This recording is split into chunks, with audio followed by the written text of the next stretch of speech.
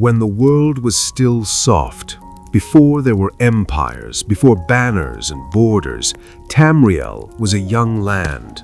Not young in the way mortals understand youth, but unfinished, still deciding what it wished to become. In those earliest ages, the world did not yet obey strict rules. Mountains could dream. Time sometimes bent instead of moving forward, and the distance between gods and mortals was far smaller than it would later become. This was the Dawn Era, a time remembered not through clear records, but through fragments, songs, myths, broken tablets, and stories that disagree with one another. And yet, within those contradictions, a deeper truth remains. The world had just been shaped. At the heart of everything was the orbis, the totality of existence. It was not a single place, but a structure, layers of reality arranged like a great unseen wheel. At its center stood Mundus, the mortal plane, newly formed and still unstable. Around it were realms of spirit and concept, where time and matter did not behave as they later would. Mundus itself was the result of a tremendous sacrifice. The beings, who would later be called the Aedra, the ancestors, had poured parts of their own divine essence into the creation of the world. This act gave Tamriel form, but it weakened them. Unlike the Daedra, who remained whole and distant in their own realms, the Aedra became bound to the world they created. This explains one of the most important systems of the Elder Scrolls universe: why gods can die, fade, or sleep. The Aedra are not absent because they do not care. They are diminished because they gave too much. From their sacrifice came the laws of nature. Time began to flow, though unevenly. Matter gained weight and resistance. Magic became something that could be drawn from, rather than simply something that was. And magic, in those early days, was everywhere.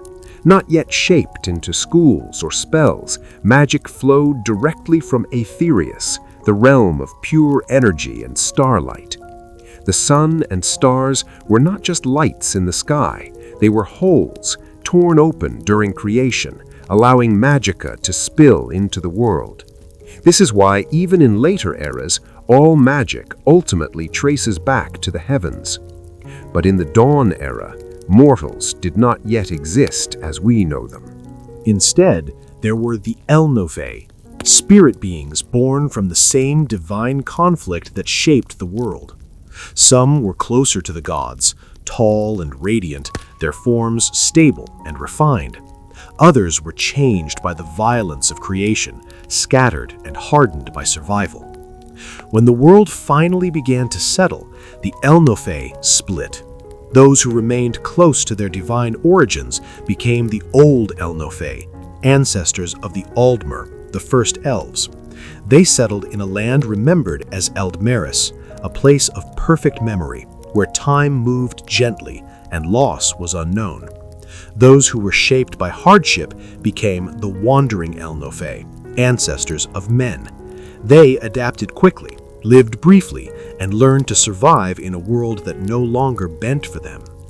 This division explains one of the deepest tensions in Tamrielic history: why elves remember loss and humans accept change.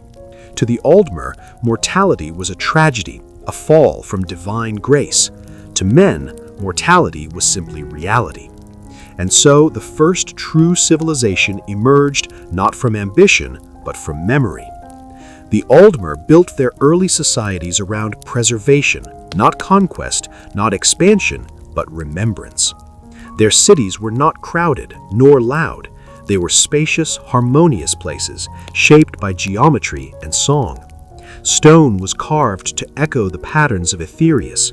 Architecture followed sacred ratios meant to reflect the original structure of the orbis.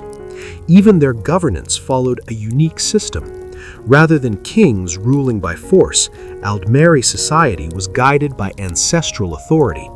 The eldest, those whose memories stretched closest to the Dawn Era, were seen as closer to divinity.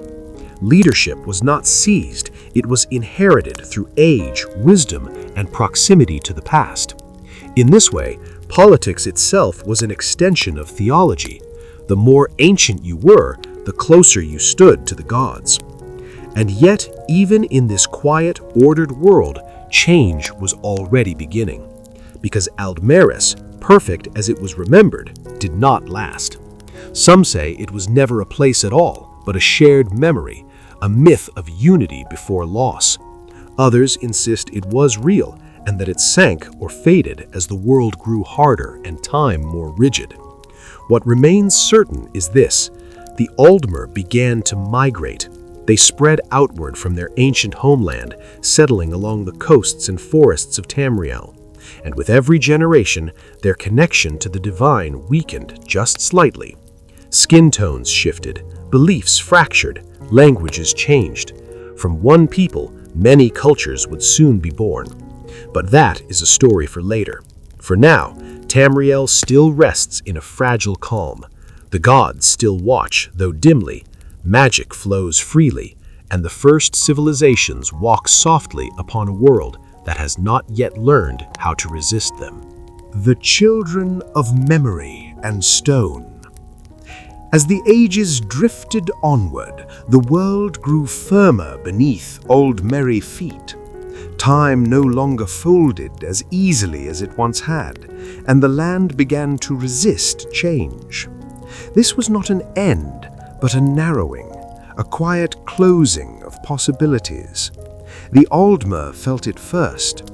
They did not speak of it as fear, nor even as loss. They spoke of it as distance. Distance from the dawn, distance from the gods, distance from what they once were. So they built. Along the southern and western shores of Tamriel, Aldmeri settlers raised cities of pale stone and glassy crystal. These were not forts, nor capitals in the later sense. They were anchors, attempts to hold the world still by shaping it into familiar forms. Among the earliest of these settlements were those that would one day give rise to Somerset, though at this time the Isles were not yet the shining political heart they would become. They were quiet places of study, reflection, and ritual. Here, the Aldmer refined their understanding of magicka. In the Dawn era, magic flowed freely and unpredictably. Now, in this early Malefic age, it required focus and structure. The Aldmer were the first to understand that magicka was not drawn from the self, but channeled, pulled from Etherius through the stars and shaped by will and knowledge. This realization changed everything. Magic became a discipline rather than an instinct. It could be taught, it could be preserved, and most importantly, it could be controlled without tearing the world apart. Thus emerged the earliest magical traditions, not schools as later ages would define them, but philosophies.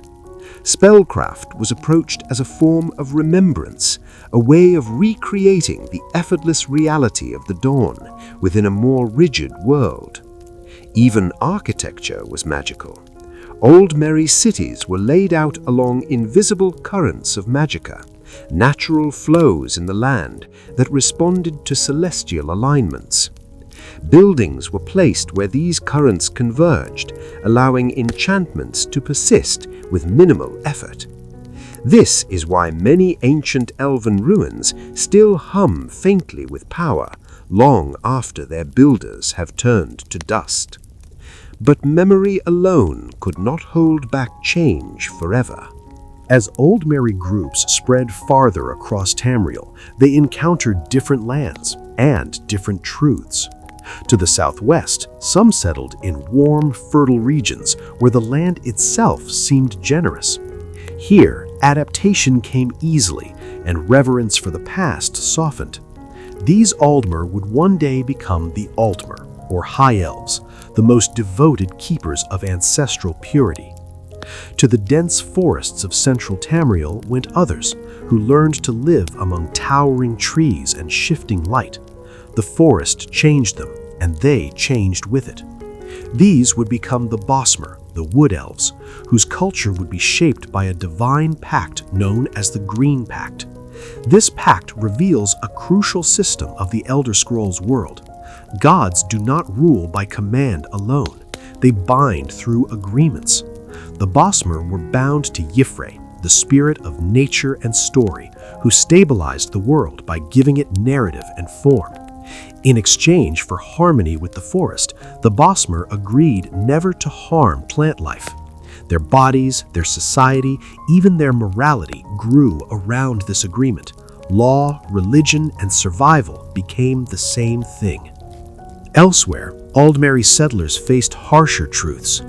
In the northern and eastern reaches of Tamriel, the land was colder, darker, and far less forgiving. Here, the old memories of Aldmeris felt distant, almost irrelevant. Survival required resilience rather than reflection. Those who remained in these regions would eventually become the Dunmer, though at this time they were still known as Chimer, the changed folk. The Chimer represent a pivotal shift in Tamrielic history. They did something no other Aldmeri culture dared to do. They chose new gods. Led by the prophet Veloth, the Chimer rejected the distant, weakened Aedra and turned toward the Daedra, particularly those who promised guidance without sacrifice. To them, the Daedra were not demons, but teachers, powerful beings who had remained whole because they never gave themselves to creation. This choice reshaped Chimer society entirely. Their political structure became theocratic, guided by living prophets and divine patrons who spoke directly through visions and trials. Unlike the Altmer, who revered the past, the Chimer embraced transformation. Change was no longer a flaw, it was a test.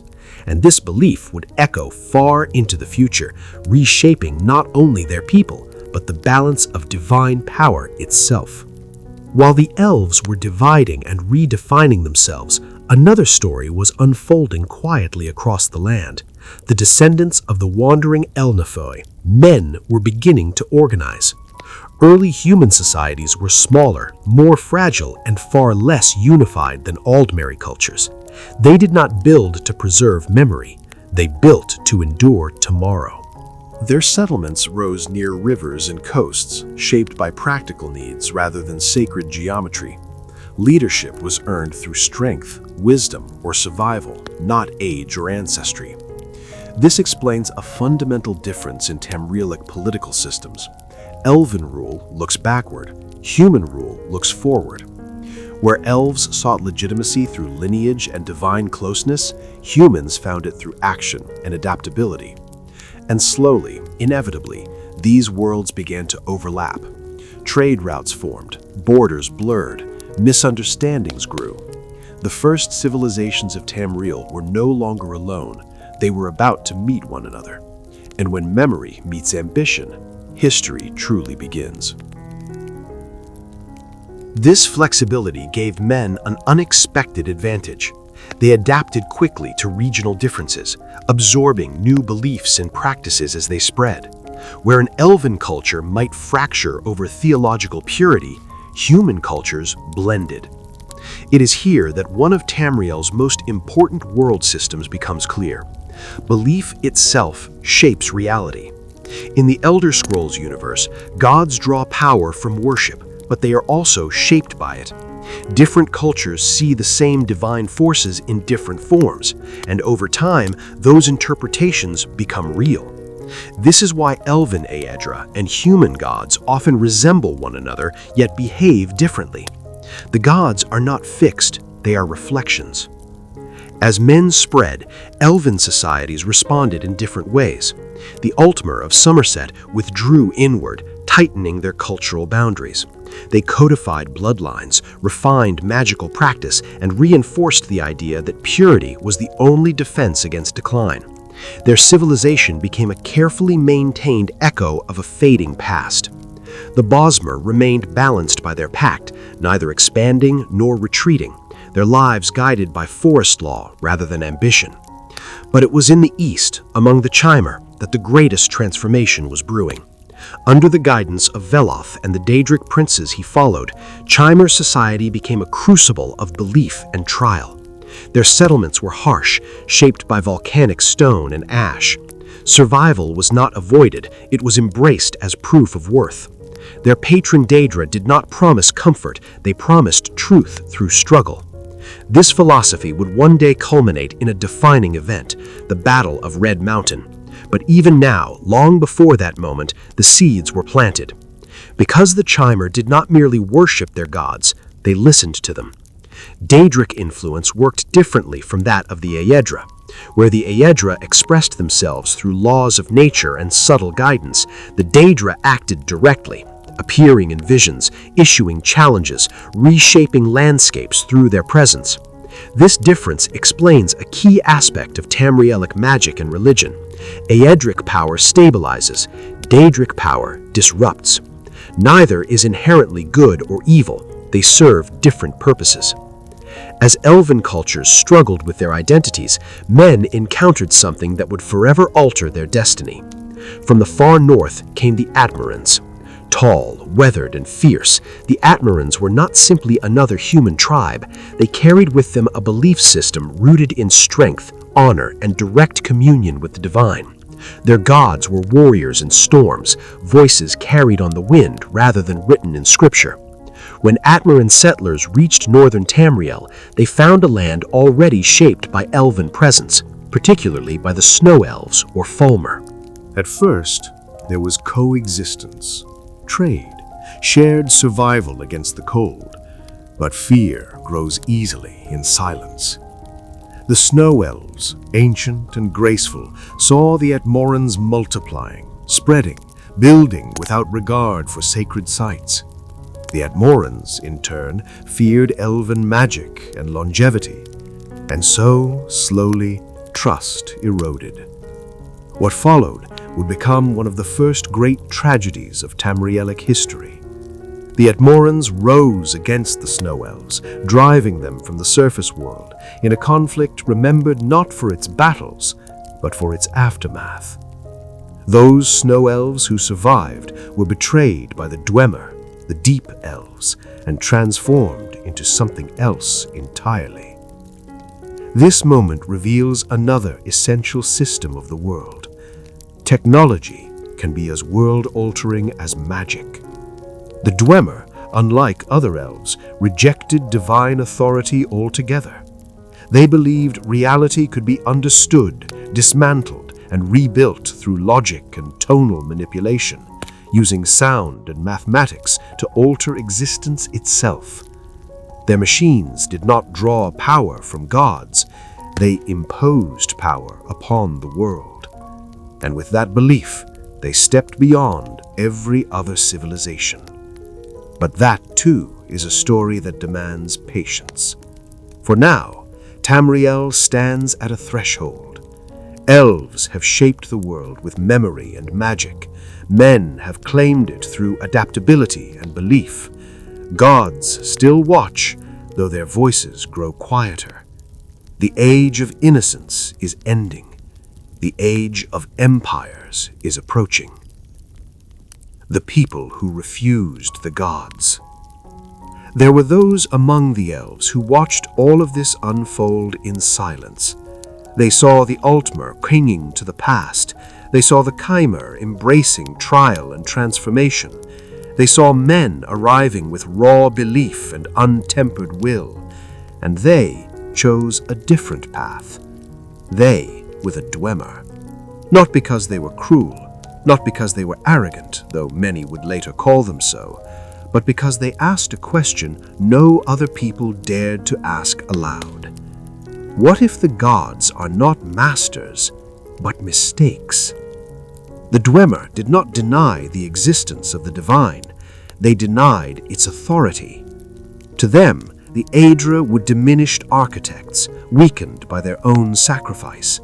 The Daedra were powerful, yes, but unreliable, driven by self-interest and contradiction. Neither deserved worship. Instead, the Dwemer believed that reality itself could be understood, and if it could be understood, it could be corrected. This belief shaped every aspect of their civilization. Dwemer cities were not built above the land, but within it.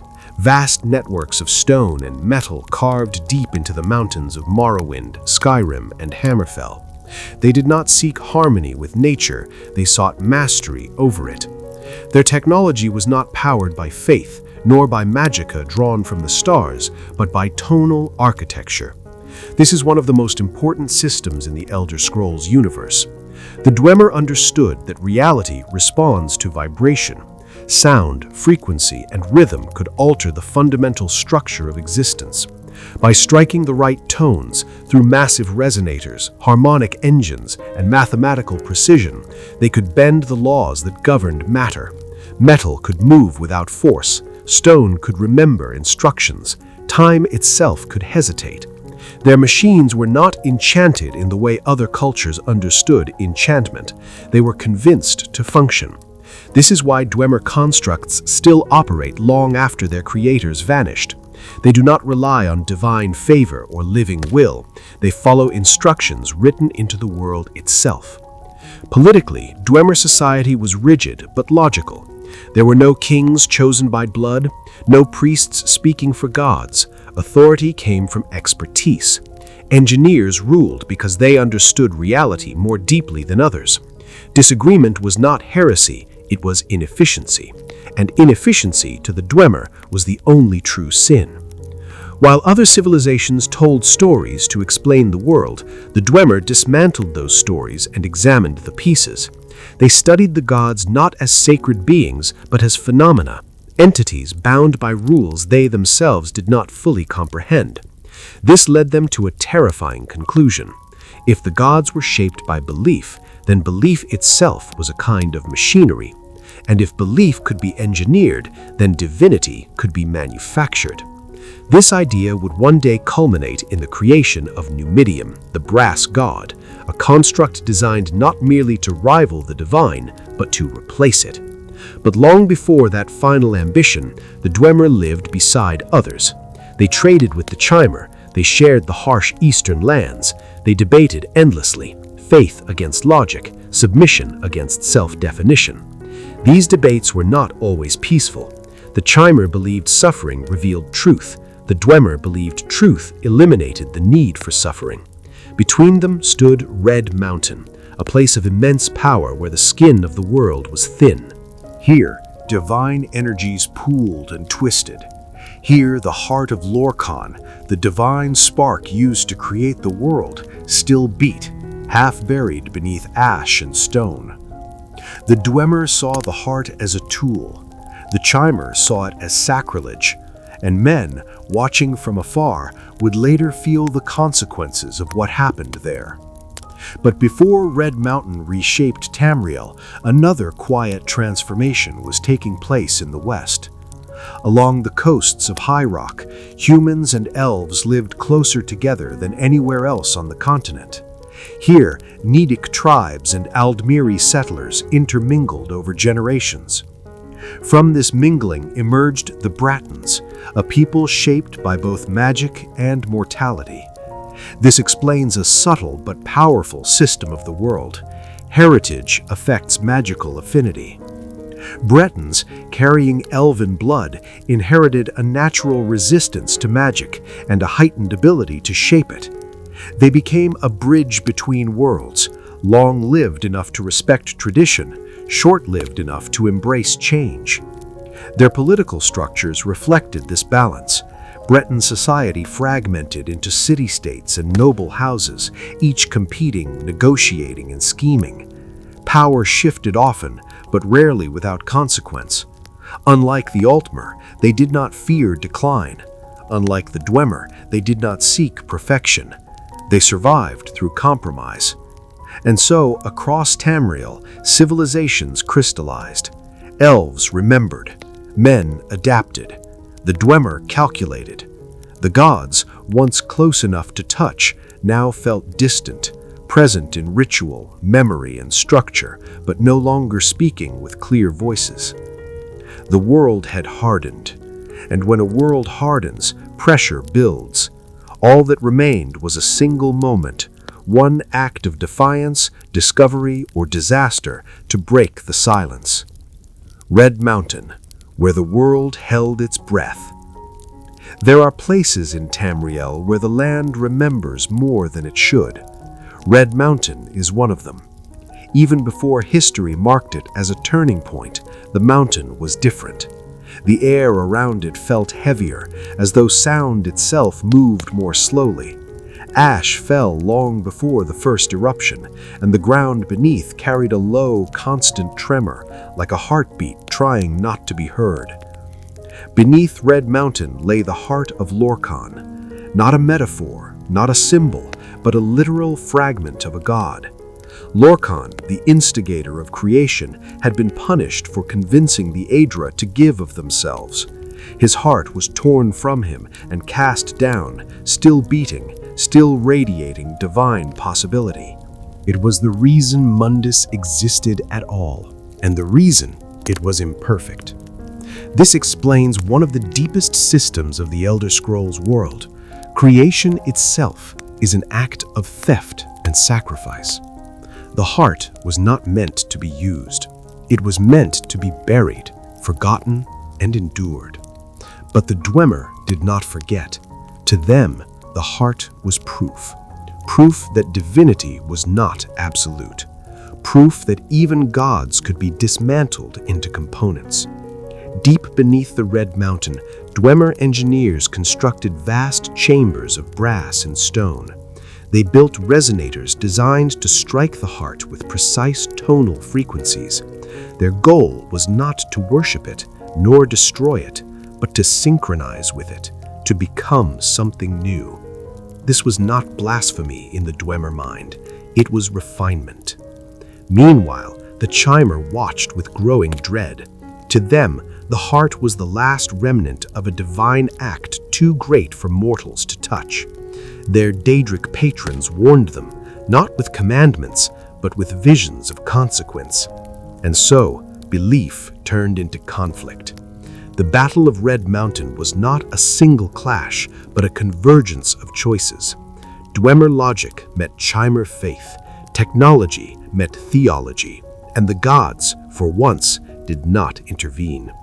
When the tonal tools struck the heart, reality faltered.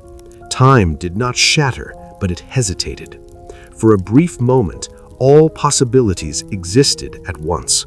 And in that moment, the Dwemer vanished, not killed, not transported, not destroyed in any way that history could agree upon. They were simply gone. Their cities remained, their machines continued their routines, but the people themselves were erased, leaving behind only silence and unanswered questions. This event reveals a quiet truth about the Elder Scrolls universe. Knowledge without humility can undo the knower.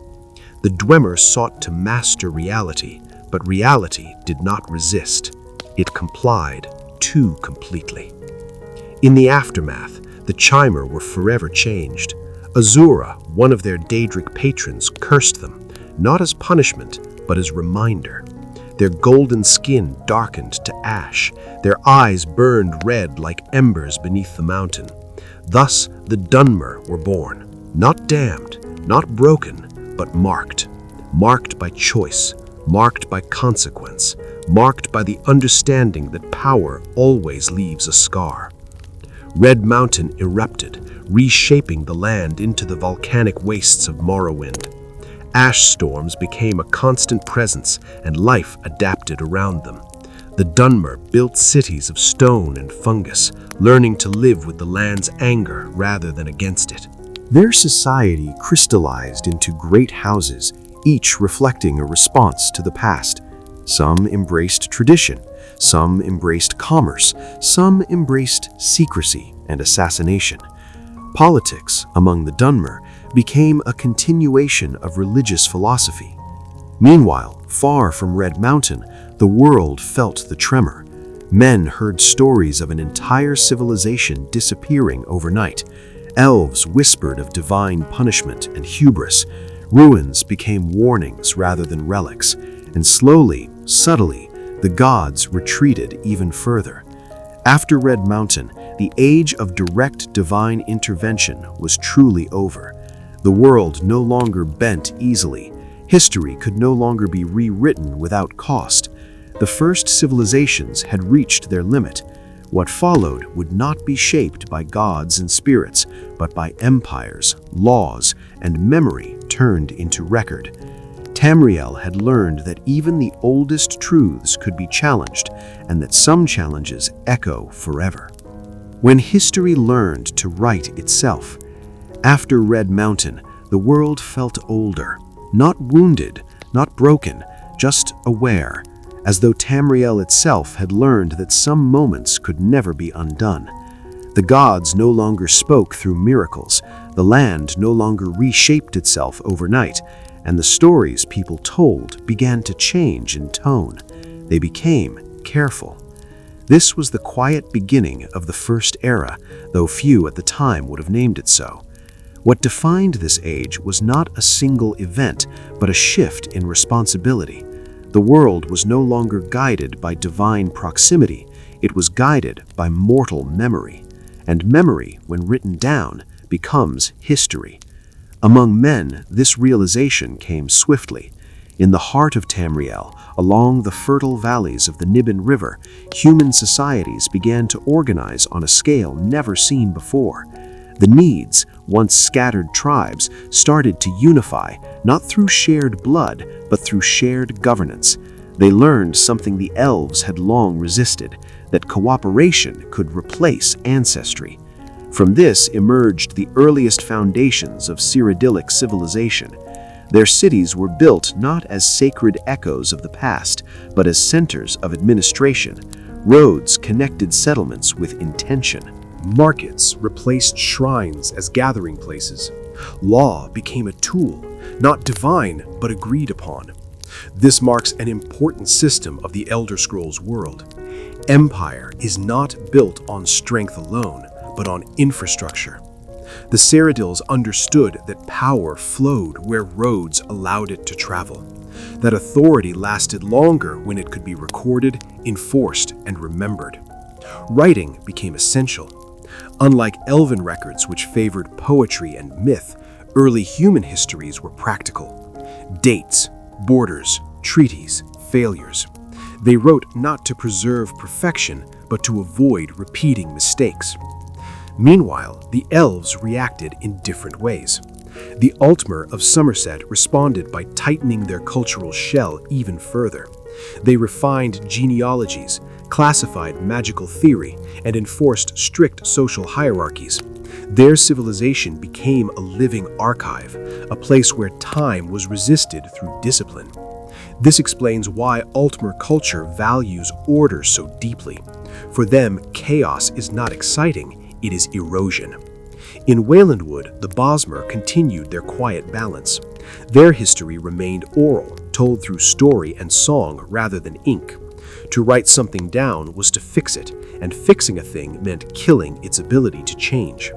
Their world system was not political, but narrative. Life followed the rules of story, not statute. In Morrowind, the Dunmer lived beneath ash and memory. Red Mountain was no longer a place of divine confrontation, but a constant presence, watchful, patient. Their society stabilized around the tribunal, 3 living gods who rose in the wake of Red Mountain. Vivek, Almalexia, and Sothasil did not claim godhood through inheritance or creation, but through appropriation. They drew power from the heart of Lorkhan itself. This reveals another crucial system. Divinity in Tamriel can be sustained artificially. The tribunal were not eternal by nature. They maintained their godhood through ritual, access, and control. Their rule was benevolent, structured, and deeply political. Under them, Dunmer society found peace, but at the cost of truth. And so, across Tamriel, different answers emerged to the same question. What do we do now that the gods are distant? Men answered with law, elves answered with memory, the Dunmer answered with living symbols. None of them were wrong, none of them were complete. And in the shadows left behind by the vanished Dwemer, their machines still hummed, still waited, still obeyed instructions written into the bones of the world. Tamriel had entered an age where actions echoed longer than intentions, where choices shaped centuries instead of moments. The first civilizations had done their work. They had defined how the world could be ruled, remembered, or remade. What remained was the long unfolding of consequence. When the world began to remember names, time, once soft and uncertain, now moved with intention. Years gathered into decades, decades into centuries, and slowly Tamriel learned to remember not just events, but names. This was the true mark of civilization's maturity. When people begin to name their rulers, their wars, and their laws, they stop living inside myth and step fully into history. In the West and North, men continued to rise, not suddenly, but persistently. Their strength was not magic nor divine favor, it was continuity. In Skyrim, the descendants of the Atmarans hardened into what would become the Nords. The land shaped them as much as belief did. Cold demanded endurance, mountains demanded patience. Nordic society formed around clans and high kings, but their true unity came from shared story.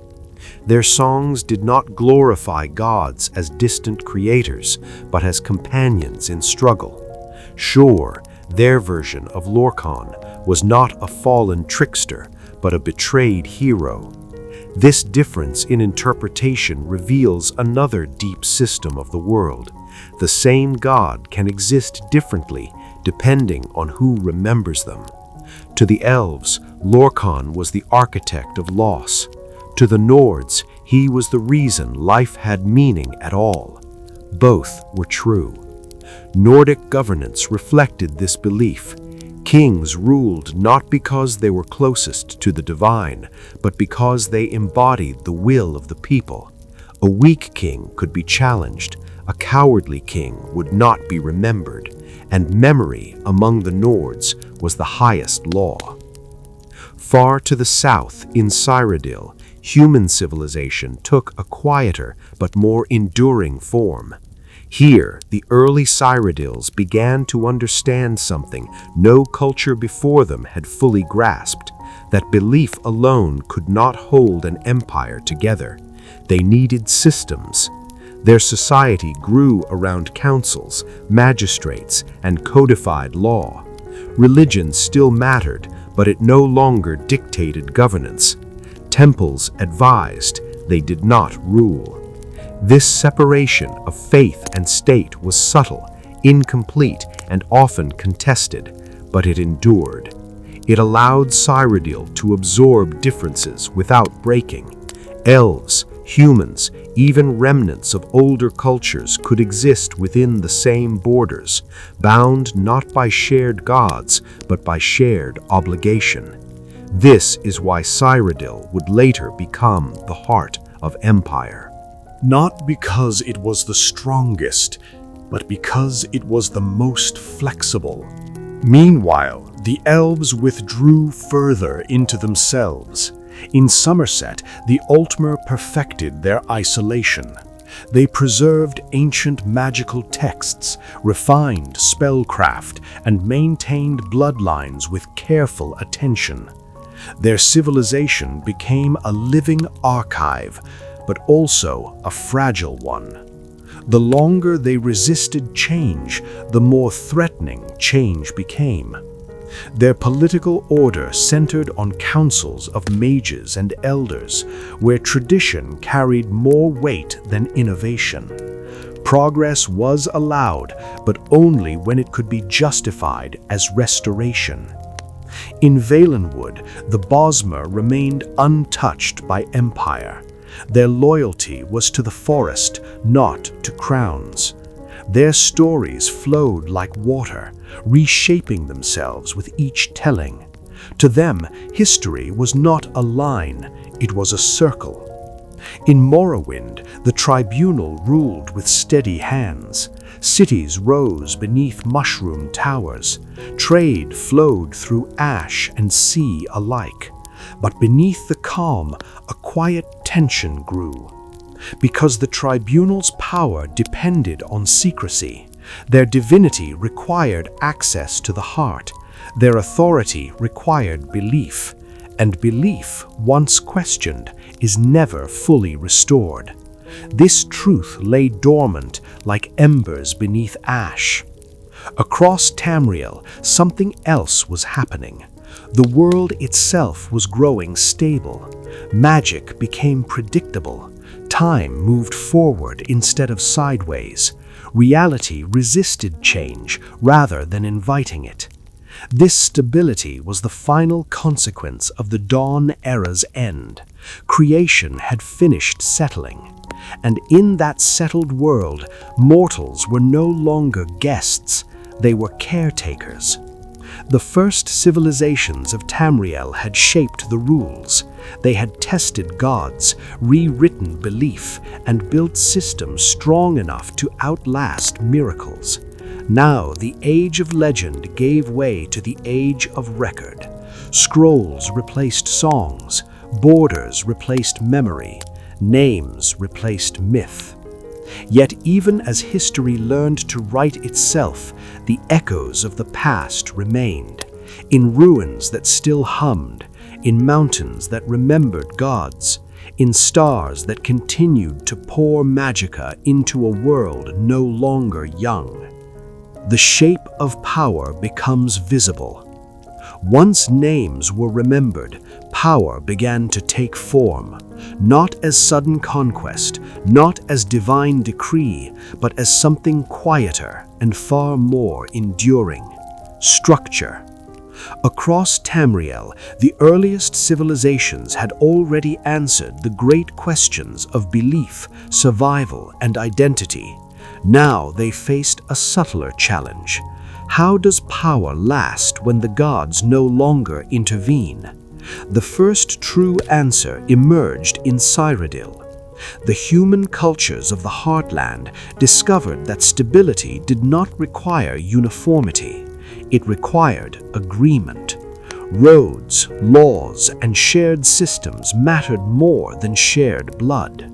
Trade routes extended like veins across the land, connecting cities that once stood isolated. Gold replaced favor. Written contracts replaced spoken oaths. This reveals a fundamental system of the Elder Scrolls world. Economics is a form of magic without magicka. Trade reshaped reality just as surely as spells once had. Where merchants traveled, ideas followed. Where roads reached, authority arrived. Cyrodiil became a place where cultures overlapped without erasing one another. Elven magic, Nordic steel, and Nedic tradition coexisted, sometimes uneasily but productively. This adaptability gave rise to a new idea: that an empire could exist not as a single people, but as a framework. Far to the north, the Nords watched this development with quiet skepticism. They respected strength earned in battle, not influence gained through ink and coin. And yet even they began to change. Nordic jarls started recording laws. Treaties were written, not just sworn. Clans bound themselves together through councils rather than raids. The Nords did not abandon tradition, they layered it. This layered identity, story atop structure, allowed them to endure harsh land and harsher history. They remained warriors, but they learned restraint. Meanwhile, in Somerset, the Altmer reached the peak of refinement. Their magical understanding surpassed all others. Spellcraft became precise, elegant, and safe, designed to minimize risk to both caster and world. Where human mages experimented, Altmer mages perfected. Their political system mirrored this precision. Authority rested in councils of scholars and elders, where debate replaced decree. Change was permitted only when its consequences were fully mapped. This explains why Altmer civilization appears serene yet brittle. imperfection leaves little room for forgiveness. In Morrowind, the Dunmer lived beneath the shadow of their living gods. The tribunal shaped not only law, but identity. Faith and governance were inseparable. To obey the tribunal was to obey the structure of the world itself.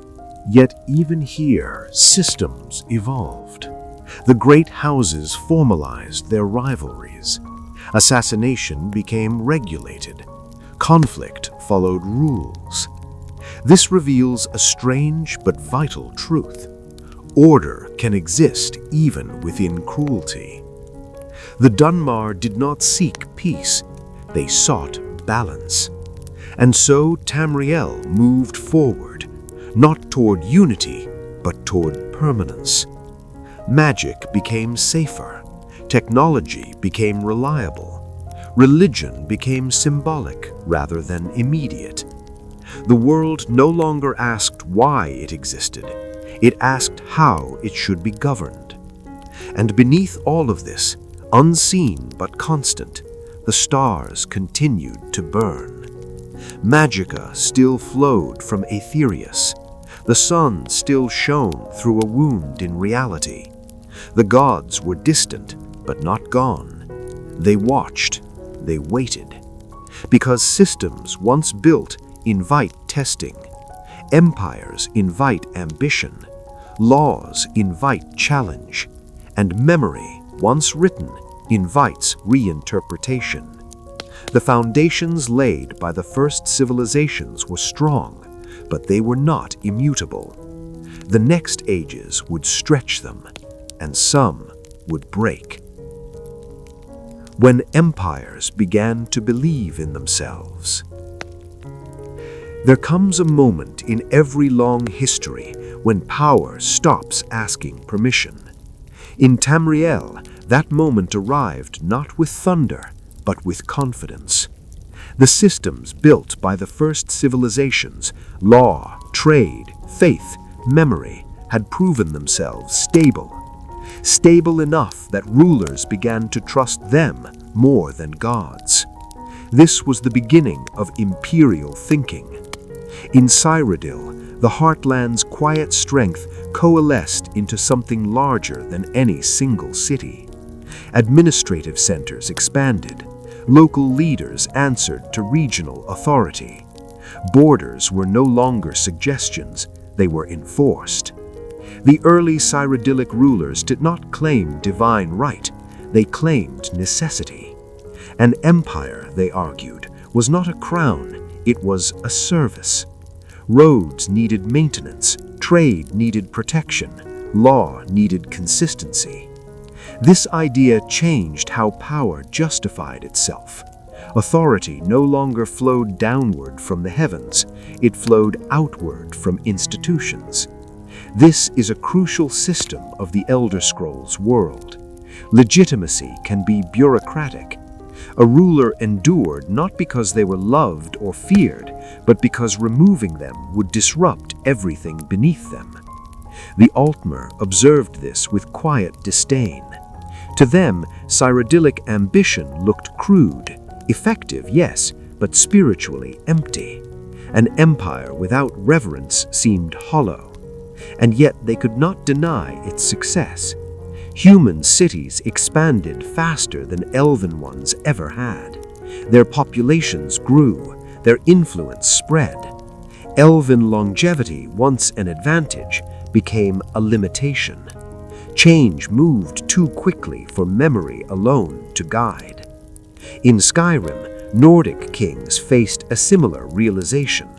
They had built their authority on strength and song, but even heroes age, even legends fade.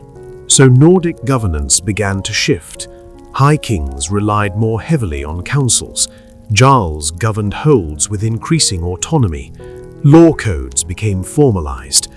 The Nords did not abandon their warrior culture, but they accepted that a kingdom could not be ruled by battle alone. This balance between force and structure kept Skyrim whole when many expected it to fracture. In Morrowind, the tribunal's rule appeared unshakable. Their divinity was visible, their miracles tangible, their presence reassuring. But beneath that certainty lay fragility. Their godhood depended on continued access to the heart. Their authority depended on belief, and belief, once institutionalized, becomes vulnerable to doubt. Sofa Sil, the most reclusive of the tribunal, understood this better than any other.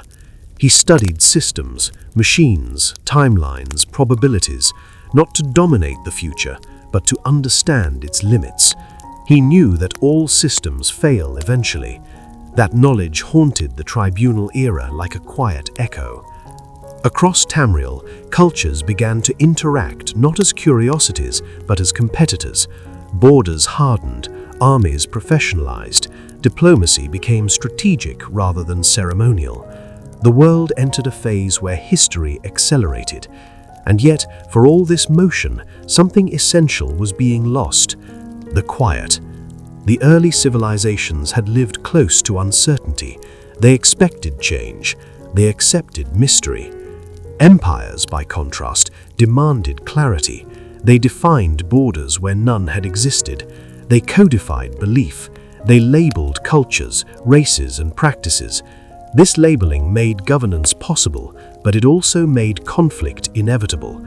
Because once a thing is named, it can be claimed. Once it is claimed, it can be defended. And once it is defended, it can be taken. The first civilizations of Tamriel had built the foundations of a world that no longer needed gods to function. But in doing so, they created a world where mortals would test themselves endlessly, not against divinity, but against one another. The stars still shone, the ruins still whispered, the old powers still lingered beneath stone and ash, but the age of innocence was truly gone. What followed would be conquest, resistance, collapse, and renewal, again and again. The echoes that never faded. By the time Tamriel truly understood what it had become, the change was already complete. Empires stood where tribes once gathered. Stone roads crossed lands that had once known only footpaths and story. Law replaced instinct. Record replaced memory. And yet, beneath every layer of order, the world still carried echoes. The first civilizations had not vanished. They had sunk, like foundations beneath a great structure, unseen but essential. Every culture that followed inherited something they did not fully understand. In Cyrodiil, emperors spoke of unity and stability, but their power still rested on ideas born in the Merethic age. The belief that different peoples could share one system, that law could outlast rulers, that empire was an agreement, not merely a conquest. This belief did not come from men alone. It was shaped by centuries of contact with elven order, Dweller logic, and Nordic endurance. The empire was not new, it was assembled. This reveals another quiet system of the world. Nothing in Tamriel is created in isolation. Every institution is a mosaic of older choices. In Skyrim, the Nords continued to sing of heroes and gods, but their world was now bound by borders and treaties. Their reverence for shore remained, yet it coexisted with councils, courts, and written law. They remembered a time when gods walked among them, but they lived in a world where governance required patience. This tension shaped Nordic identity, a people who honor the past but survive by adapting to the present. In Somerset, the Altmer preserved their traditions with increasing care. Their civilization remained luminous, controlled, and disciplined, but its greatest strength, its resistance to change, also became its quiet fear. They remembered what was lost better than anyone, and because of that, they feared losing anything else. Their magic remained unmatched, their culture remained ancient, yet their future felt fragile, balanced on the careful maintenance of perfection. In Morrowind, Red Mountain continued to breathe. The tribunal's rule endured, but unease lingered beneath the surface. Their godhood had given peace, but it had also delayed reckoning. Ash covered cities like memory covers truth, never fully hiding it, never allowing it to fade. The Dunmer understood something few others did, that power always comes with an expiration, even if no one knows the date. And beneath all of this, the ruins remained. Dwemer cities still hummed with purpose. Bosmere forests still reshaped themselves through story. Ancient elven stones still aligned with stars long unchanged. The world itself had become an archive. This is the final gift of the first civilizations. They taught Tamriel how to endure, not by remaining pure, not by conquering everything, but by leaving systems behind, beliefs, structures, and lessons that could be reused, misunderstood, or resisted. The gods had stepped back. Magic had settled into patterns. Mortals had taken responsibility for meaning. And so every age that followed, every war, every empire, every collapse, was not a beginning, it was a continuation. The first civilizations of Tamriel did not end, they simply stopped speaking loudly. They speak now through roads that still guide armies, through laws that still shape empires, through ruins that still wait for curious hands. They are present in every spell cast safely, every god questioned, every crown placed upon a mortal head. Tamriel moves forward, but it never escapes its first footsteps. When the past began to speak back. As Tamriel moved deeper into recorded time, something subtle began to change. The past, once distant and abstract, started to feel present. Ruins were no longer myths half remembered in song. They became places people could enter, touch, disturb.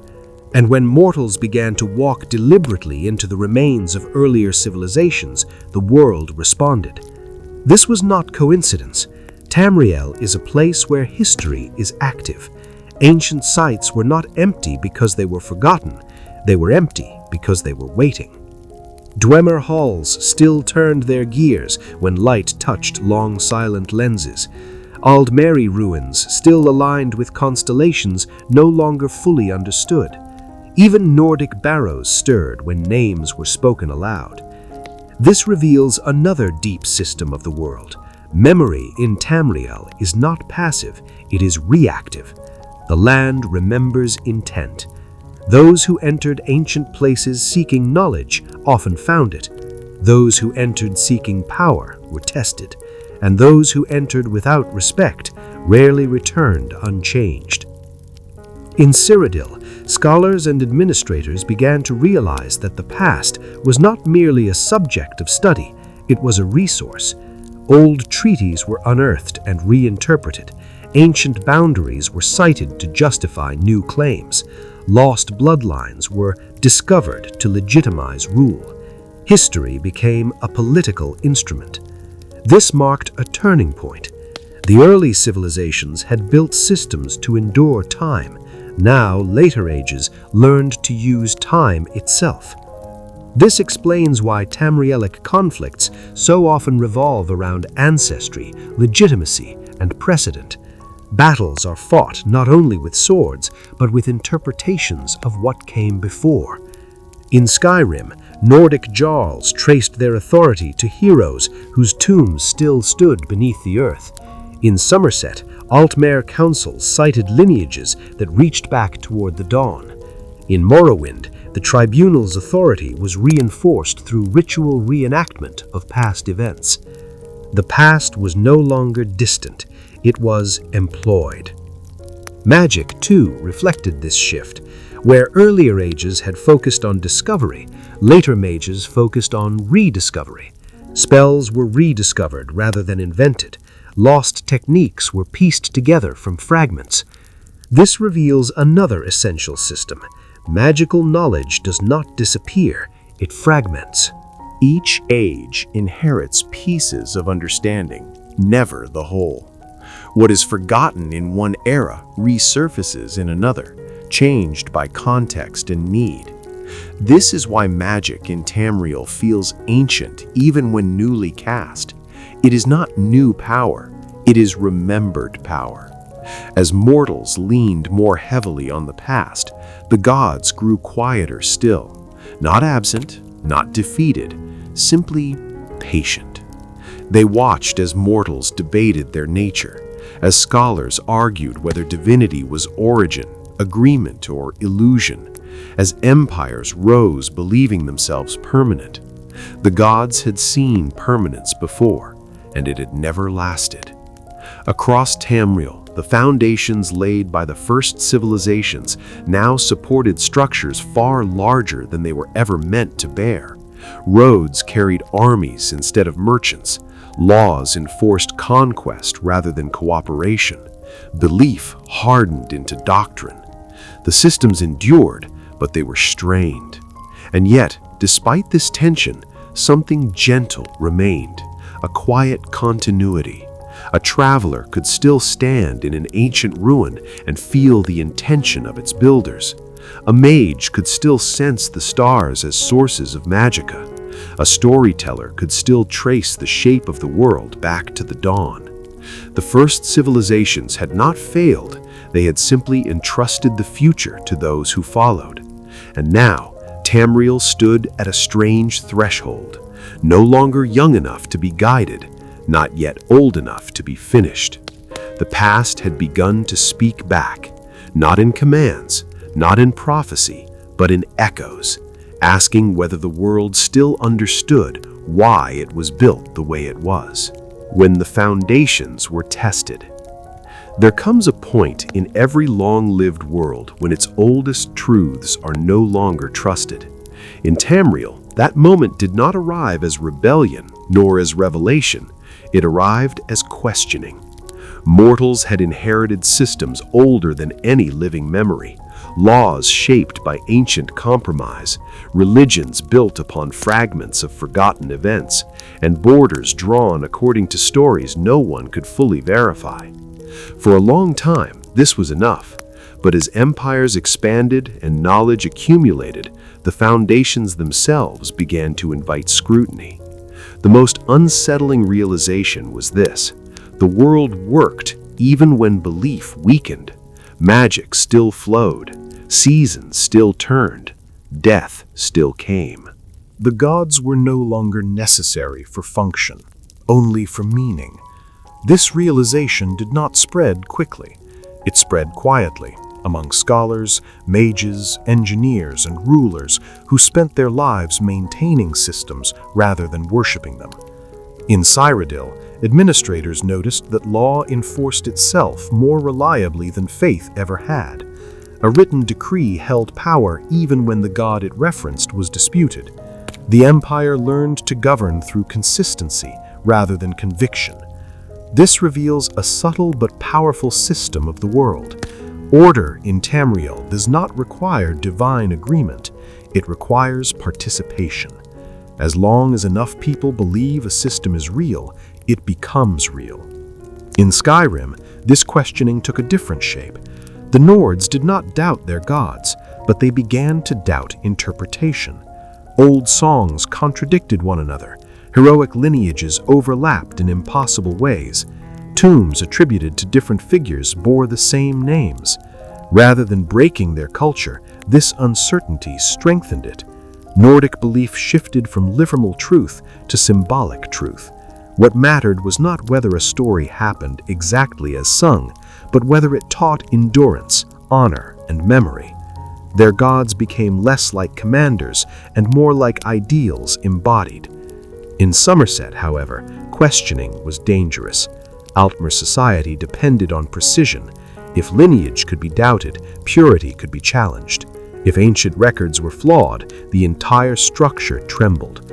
So dissent was refined into debate, and debate into silence. Altmer scholars learned to ask questions only where answers already existed. This preserved stability, but at a cost. because stability without flexibility becomes fragility. In Morrowind, questioning took its most perilous form. The tribunal's divinity had always been visible, but now scholars and dissidents began to notice patterns. Their power waxed and waned. Their miracles required preparation. Their presence felt maintained. The Dunmer, raised to believe suffering revealed truth, began to suspect that truth had been curated. This suspicion did not erupt, it simmered, and beneath Red Mountain, the heart continued to beat. The world itself seemed to sense this tension. Ancient ruins became more active, old enchantments reawakened, lost artifacts resurfaced. It was as though Tamriel was responding to doubt by reminding mortals of what had come before. This reveals another quiet system. The world resists being misunderstood. When mortals drift too far from the origins of their systems, those systems assert themselves, sometimes gently, sometimes violently. The foundations laid by the first civilizations were strong, but they were never meant to be immutable. They were meant to be understood, revisited, and, when necessary, revised. Yet revision requires humility, and humility is rare in ages of confidence. Tamriel stood once more at a threshold, not between gods and mortals, but between inheritance and responsibility. The first civilizations had given the world tools. Now the world was deciding whether to use them wisely or test their limits.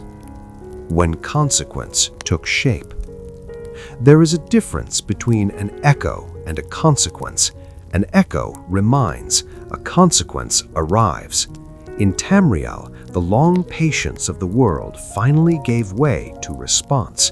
The ancient systems, the ones built by elves, refined by men, tested by Dwemer logic, had been strained by centuries of use, reinterpretation, and ambition.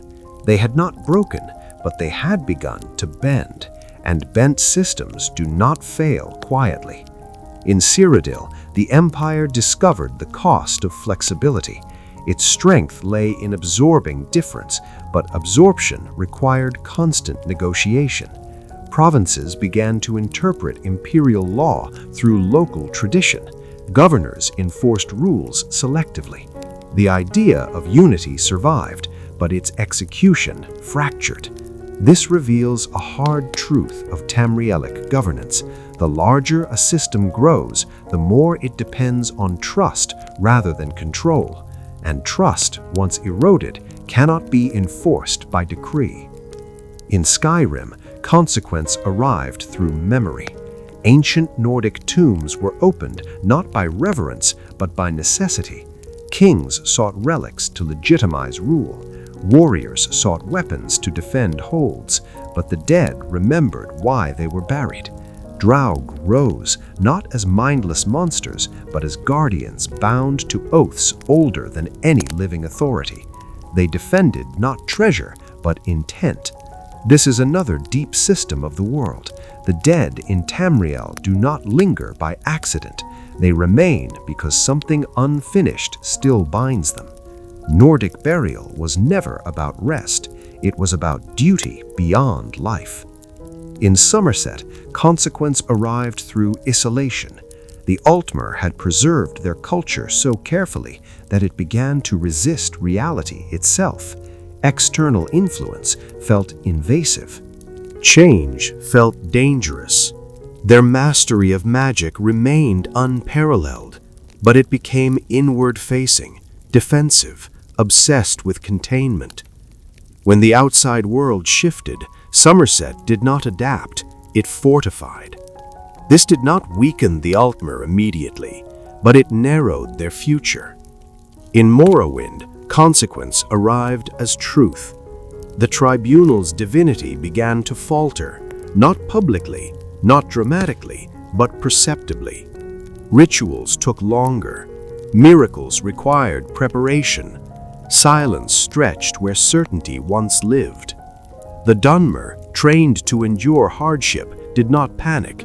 They watched, and watching, they remembered Veloth's teachings. that trial reveals worth and suffering reveals truth. The heart of Lorkhan still pulsed beneath Red Mountain, sustaining a godhood that no longer felt eternal. Elsewhere, the ruins of the Dwemer became more than curiosities. Their machines reactivated in response to intrusion.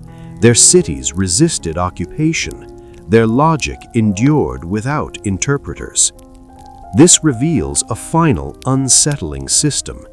A system built without gods does not collapse when belief fades. The Dwemer were gone, but their work continued, indifferent to worship or doubt. Tamriel began to understand something essential. The first civilizations had not built answers, they had built questions, encoded into law, belief, magic, and stone. Each age answered those questions differently, some with humility, some with ambition, some with denial. Now, the age had come where those answers would be tested, not by gods, but by the weight of accumulated choice. The world was no longer young enough to forgive ignorance, no longer fragile enough to reshape itself easily.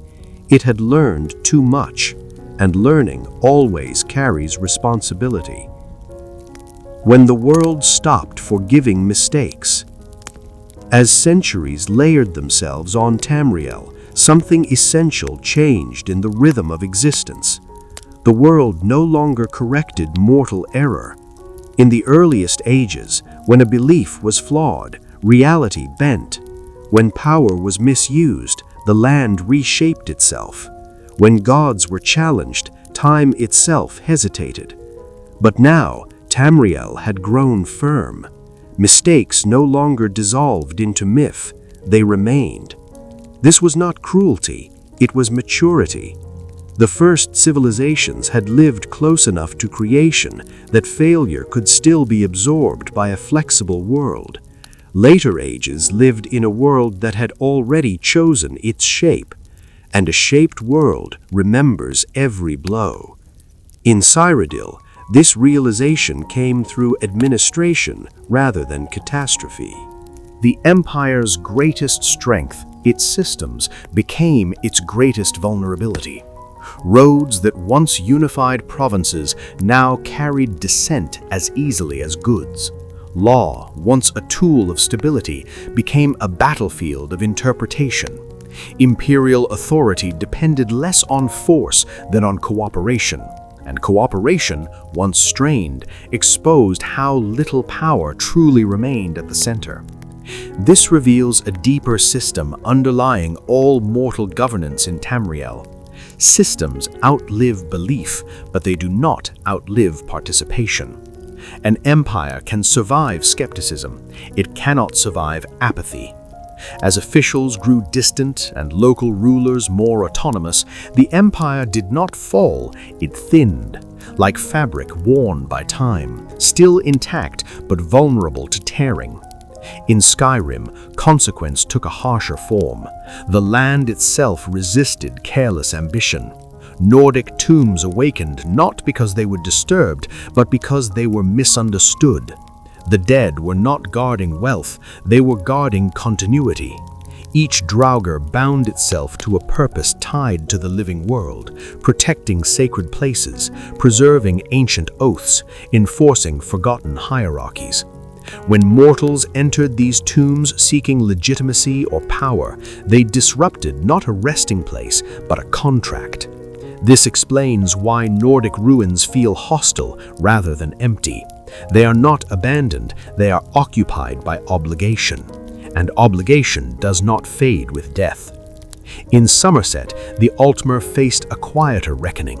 Their civilization had become so finely balanced that even minor disruptions caused disproportionate reaction. Magical safeguards multiplied, social boundaries hardened, innovation slowed to a careful crawl. Their mastery of magic allowed them to delay consequence, but not remove it. This reveals a truth about magical supremacy in Tamriel. Magic can prevent collapse, but it cannot restore adaptability. The Altmer preserved their world perfectly until perfection itself became a constraint. In Morrowind, the reckoning deepened. The tribunal continued to rule, but their presence felt increasingly ceremonial. The machinery of faith still turned, yet fewer Dunmer believed without question. Sotha Sil withdrew further, surrounding himself with mechanisms meant to understand inevitability itself. He no longer sought to prevent collapse, only to comprehend its shape. Vivek spoke in riddles, his sermons growing more ambiguous, as though preparing the people for a truth not yet spoken. Almexia clung to authority with increasing intensity, sensing what certainty once masked. This was not decline, it was exposure. The Dunmer began to understand that godhood sustained by ritual is not the same as godhood sustained by creation. And beneath Red Mountain, the heart continued its patient rhythm, indifferent to worship, power, or fear. Across Tamriel, ruins became warnings rather than lessons. Dwemer constructs did not grow hostile because mortals offended them.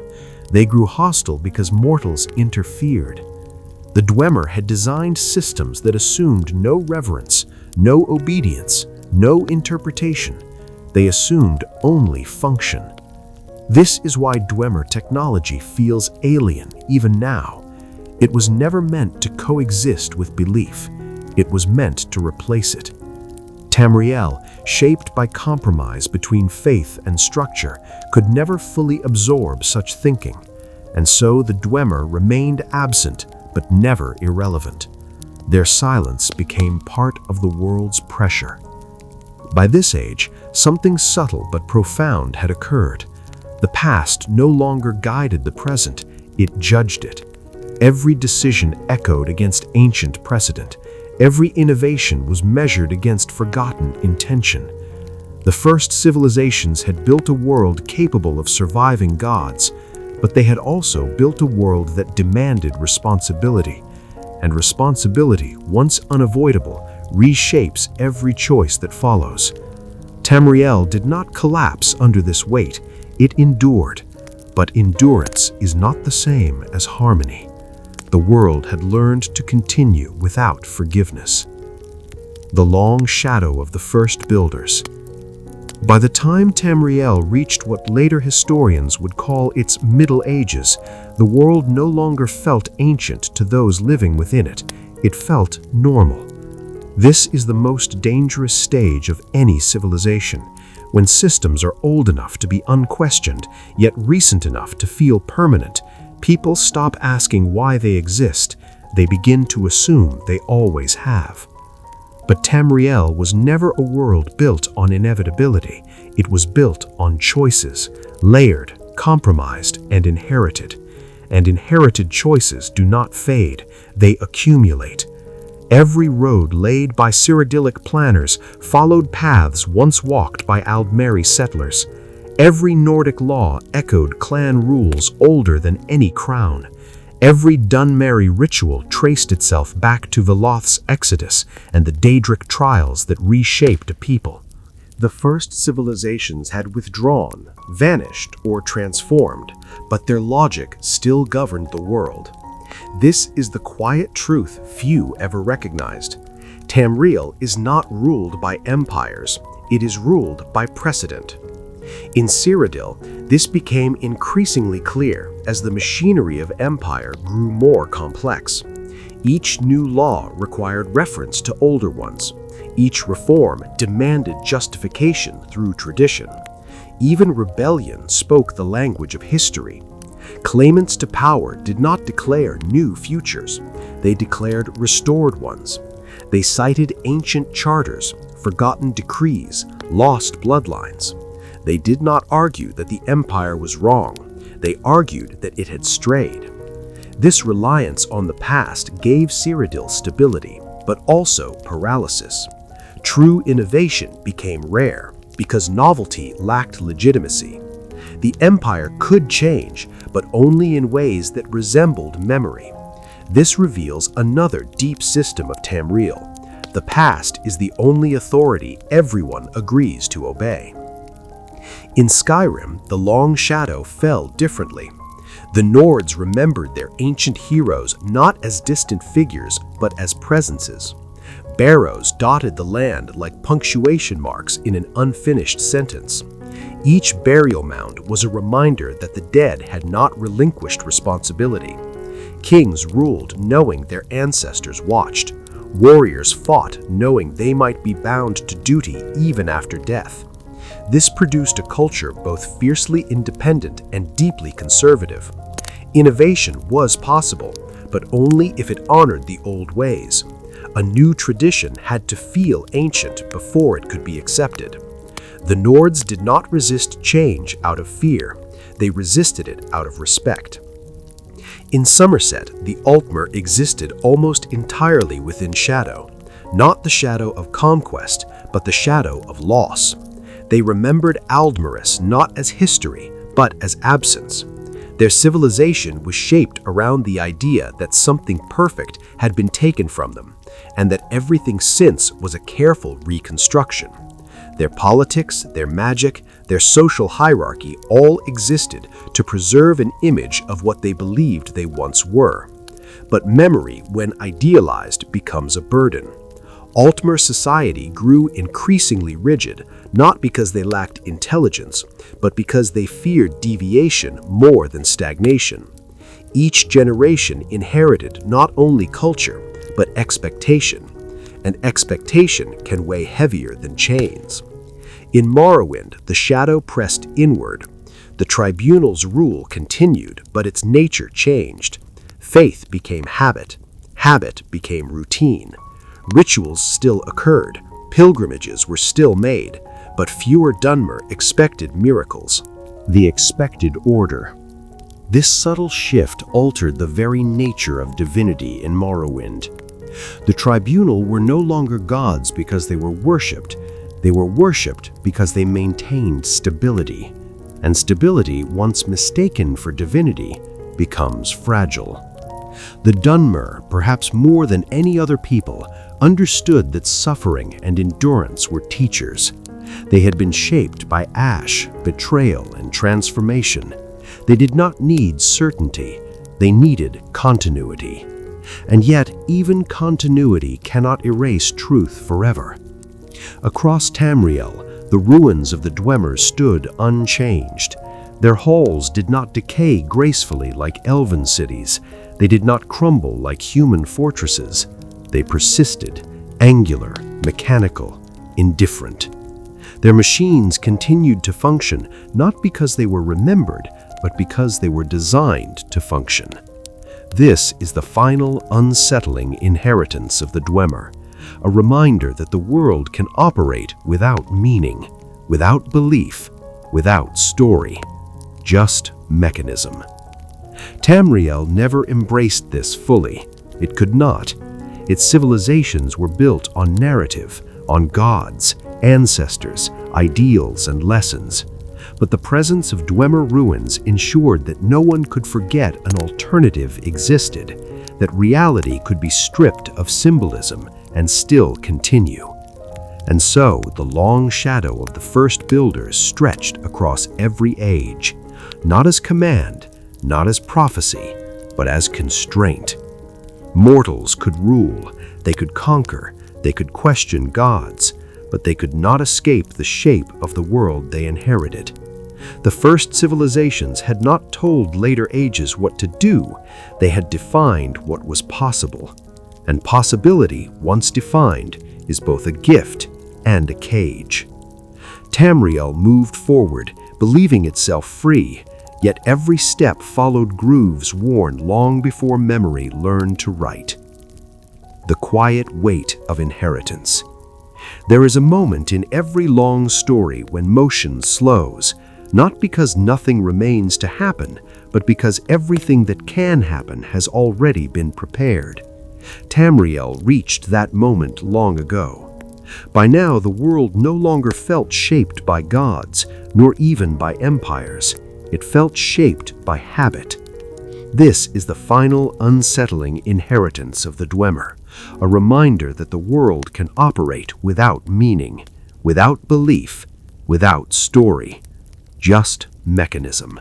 People no longer asked why roads followed certain paths. They simply walked them. They no longer questioned why borders curved where they did. They accepted them as natural features of the land, like rivers or mountains. But none of it was natural.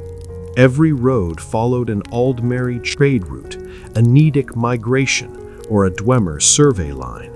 Every border traced an old compromise, an ancient fear, or a forgotten war. Tamriel did not grow randomly, it grew according to memory. This is the most subtle system the first civilizations left behind. The world teaches behavior through repetition. When generations repeat the same choices, those choices begin to feel inevitable. In Cyrodiil, governance became less about vision and more about maintenance. Officials did not rule to transform the empire, but to keep it functioning one more year. Taxes were collected, roads were repaired, garrisons were supplied. This was not decadence, it was endurance. The empire understood something earlier cultures had not, that survival did not require greatness every generation, it required continuity. And yet, continuity without reflection carries its own cost, because systems that exist only to preserve themselves eventually forget who they serve. In Skyrim, the Nords lived with a constant awareness of this tension. Their reverence for the past gave them strength, but it also bound them. Every new idea had to kneel before an old song. Every reform had to prove it was not betrayal. Nordic society did not stagnate, but it moved carefully, like someone crossing ice they knew could crack. Their gods, once close companions, had become symbols of endurance rather than guidance. Shor no longer spoke, he was remembered. And remembrance, while powerful, does not answer new questions. In Somerset, the Altmer continued their meticulous preservation. Their cities remained radiant, their magic precise, their culture intact. But beneath the surface, something had shifted. Their obsession with ancestry and purity had become less about reverence and more about defense. They guarded tradition not to honor the past, but to protect themselves from uncertainty. This reveals a painful truth about long-lived civilizations. Fear can masquerade as wisdom. The Altmer did not fear outsiders, they feared loss, loss of identity, loss of meaning, loss of the last echoes of Aldmeris. And fear, when dressed as principle, is difficult to challenge. In Morrowind, inheritance took its heaviest form. The Dunmer lived daily with the consequences of ancient choice. Ash storms were not merely weather, they were reminders. Their cities were shaped by adaptation rather than comfort, their politics by rivalry rather than unity, their religion by transformation rather than certainty. They did not seek to escape the past, they carried it. This is why Dunmeri culture feels severe but resilient. They expect the world to demand payment. They are rarely surprised when it does. And beneath Red Mountain, the heart continued its steady rhythm, older than empires, older than gods as mortals understood them. Not evil, not benevolent, simply present. The Dwemer, absent as they were, remained the final inheritance no one knew how to use. Their ruins resisted interpretation. Their machines operated without meaning. Their logic refused myth. They stood as a quiet accusation. What if the stories are not required? What if belief is optional? Tamriel never answered these questions fully. It could not. Its civilizations were built on narrative, on shared understanding, sacred meaning, and remembered origin. A world without story would be efficient, but it would not be Tamriel. And so, the inheritance of the first civilizations settled into its final form. Not guidance, not command, but weight. A weight carried by every ruler who invoked tradition, by every scholar who cited ancient authority, by every wanderer who stepped into ruins older than language. The world moved forward, but never lightly, because once a world remembers itself, it cannot pretend to be new again. When understanding began to replace struggle, there is a late stage in every great history when conflict loses its urgency, not because peace has been achieved, but because the world has learned that struggle alone no longer creates meaning. Tamriel reached this stage slowly. No single war announced it, no treaty marked its arrival. It emerged through fatigue, through the quiet realization that every victory carried the same cost and every collapse followed familiar lines. The first civilizations had fought to define what the world was. Later ages fought to decide who would control it. But now something subtler began to surface. The question became, what is worth preserving now that nothing is truly new? This question did not belong to kings or gods. It belonged to caretakers. In Cyrodiil, this shift appeared first among scribes, judges, and governors rather than generals. They were not heroes, they were administrators who noticed patterns. Empires rose when roads were maintained. They faltered when communication slowed. Rebellions did not begin from hatred alone, but from neglect. These officials began to govern less like rulers and more like stewards. This reveals an advanced system of Tamrielic civilization. Power matures into maintenance. The greatest authority now lay not in expansion, but in knowing what not to change. The empire's most effective leaders were no longer conquerors, they were preservers, those who understood the ancient compromises embedded in law, culture, and belief. They governed gently because force created fractures the system could no longer absorb.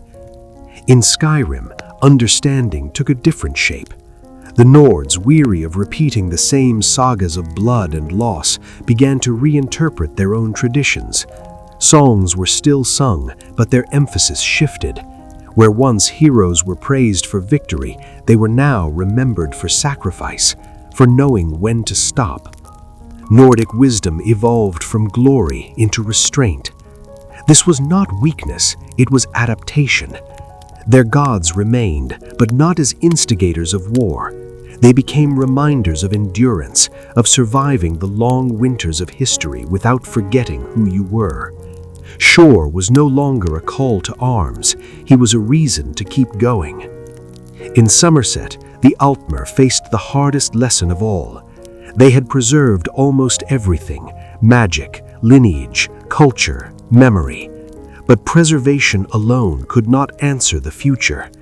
You cannot live forever in defense of what was. Slowly, reluctantly, Altmer scholars began to recognize that memory without interpretation becomes stagnation. That old Maris, whatever it once was, could not be restored through imitation. This did not shatter Altmer society, but it softened it. Debate widened. Younger voices were allowed cautious space. Tradition remained, but it began to breathe. This reveals a truth about long-lived peoples in Tamriel. Wisdom arrives not when you remember everything, but when you choose what memory means. In Morrowind, understanding arrived through acceptance. The Dunmer had long lived with consequence. They did not expect comfort from the world. When doubts about the tribunal deepened, the Dunmer did not riot, they reflected. They had survived worse than disillusionment. Their culture, shaped by trial, adapted once more. Faith became more personal, ritual more symbolic, power less absolute. They did not abandon their gods immediately. They allowed them to become smaller. And in doing so, they became stronger themselves. Beneath Red Mountain, the heart continued its rhythm, untouched by belief or doubt. It had never promised meaning. It had only enabled possibility. The Dwemer, silent and absent, finally began to fade, not physically, but philosophically. Their ruins remained, but fewer sought to replicate their path. Mortals had learned something the Dwemer never accepted. A world without story can function, but a world without story cannot endure. Tamriel was not a machine. It was a conversation between past and present, between belief and structure, between memory and necessity. The first civilizations had begun that conversation. Later ages argued within it. Now, the world had learned to listen, not for answers, but for balance. Understanding did not erase struggle. It changed its purpose. Struggle was no longer about dominance. It was about alignment, finding a way to exist within systems older than anyone alive without being crushed by them. And in that quiet shift, Tamriel found something rare, not peace, but continuity with awareness. The first civilizations no longer demanded obedience, they offered perspective. They had shaped a world capable of questioning itself, and that, perhaps, was their final gift. The world that learned how to carry itself. By the time Tamriel reached this stage of its long existence, the world had learned something no god had ever taught it: how to carry itself. Not lightly, not without strain, but with awareness. The first civilizations had not vanished into obscurity, they had become internalized. Their choices no longer shouted through prophecy or catastrophe, they whispered through instinct, habit, and unspoken understanding. This is how a world survives its own depth. Tamriel no longer searched for origins, it lived with them. In Cyrodiil, this awareness settled into governance that felt almost invisible. The best laws were those no one noticed. The strongest systems were those that rarely required force. Judges cited precedent not to trap the present, but to steady it. Governors learned that intervention often caused more harm than patience. The empire did not become wiser by growing larger. It became wiser by learning where its influence should end. This reveals a late-stage truth of Tamrielic power. Restraint is the final form of authority. Earlier ages had celebrated expansion. Now, endurance mattered more. In Skyrim, the land itself taught this lesson. Mountains eroded slowly. Glaciers advanced and retreated without concern for kings. The Nords learned, as they always had, from their environment. They still honored strength, but strength was now measured by what could be protected, not what could be taken. A stronghold was one that endured winter. A strong leader was one whose people survived. Their stories softened, not in tone, but in purpose. They remembered loss as carefully as victory. Memory became guidance rather than fuel. In Somerset, the Altmer reached a quiet crossroads. They had preserved so much that they finally understood preservation was not an end. It was a responsibility. To guard tradition meant deciding which traditions deserved guarding. This was the hardest work of all. Magic remained their great inheritance, but magic, when overused, freezes possibility. Altmer mages began to speak less about perfection and more about harmony. Not restoration of Aldmeris, but coexistence with what remained. This shift did not weaken them. It allowed them to remain relevant in a world that no longer waited for ancient approval.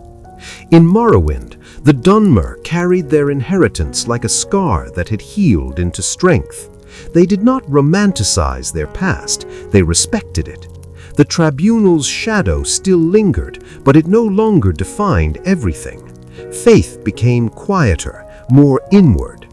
Dunmer identity rested not on divine favor, but on survival through transformation. They had learned something rare, that meaning does not disappear when gods falter, it migrates. And beneath Red Mountain, the heart continued its eternal rhythm, not a ruler, not a judge, but a reminder. Creation was never clean, it was never finished. The Dwemer, in their silence, remained the final unanswered question. Their ruin still functioned, their logic still challenged belief. But now, fewer sought to follow them. Tamriel had learned that understanding reality was not the same as belonging to it. A world built only on mechanism would endure, but it would not care. And Tamriel, for all its cruelty and conflict, still cared. It cared enough to remember, enough to argue, enough to carry contradiction without tearing itself apart. This is what the first civilizations ultimately created. Not empires, not gods, not ruins. They created a world capable of self-awareness, a world that could look at its own foundations and choose how to stand upon them. The Dawn era had been about possibility, the Merethic Age about definition, the early eras about structure and survival. Now, Tamriel existed in a state beyond origin. It was no longer becoming, it was being. The long work of creation had ended. The long work of living had begun. And in that living world, the first civilizations finally found their true place, not as rulers, not as warnings, but as quiet companions to every step that followed. The calm after becoming. There is a rare stillness that follows long creation. Not silence, not emptiness, but a sense that the world no longer needs to explain itself. Tamriel reached that stillness gradually, without ceremony. No bell was rung, no age was officially declared complete. The world simply began to behave differently. People still fought, empires still rose and fell, magic still flared, failed, and reshaped lives. Yet beneath all of it, there was a shared, unspoken understanding. The foundations were finished. The first civilizations had done what they came to do. They had answered the question of how a world can exist after gods step back. And now, Tamriel lived inside that answer. This is where the long story softens. In Cyrodiil, leadership began to value continuity over legacy. Rulers no longer sought to be remembered as founders. They sought to be invisible links in a long chain. The greatest success of an official became this simple truth: nothing collapsed during their watch. This is not weakness, it is maturity. The empire learned that history does not reward brilliance as often as it rewards restraint. That survival is built not on dramatic reform, but on careful stewardship of inherited systems. Roads were repaired because roads had always mattered. Laws were upheld because chaos offered no improvement. Diversity was tolerated because uniformity had never lasted. The empire did not ask who deserved to rule the world, it asked how the world could keep working. In Skyrim, the Nords reached a similar calm through different means. Their songs grew quieter, not shorter. They lingered more on moments of loss, endurance, and loyalty than on conquest. A hero was no longer defined solely by how many enemies they slew. They were defined by what they protected and what they refused to destroy.